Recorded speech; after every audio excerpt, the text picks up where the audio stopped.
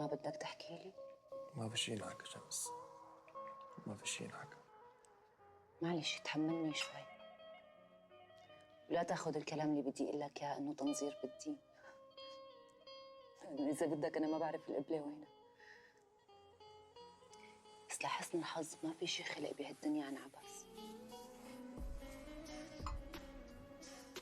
لو ما كان في احساس بايدي ما كانت احترقت هلا. تماما هو هيك الشعور بالذنب، خلق جوات البني ادم مشان يرجعه عن الغلط، مو مشان يستسلم للشعور بالذنب ويعيش حياته كلها بظله وهو عم يجلد حاله. أنا كنت ماشي بطريق غلط، هذا اللي بعرفه بس.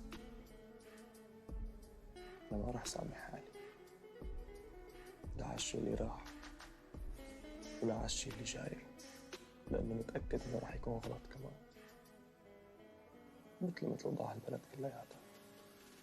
وحياة علاء الغالي إنه البني آدم اللي بيحط هدف الشمال بيوصل، واللي بيحط هدف يمينه بيوصل. أنا بعرف إن النصايح بتجي تقيلة علي،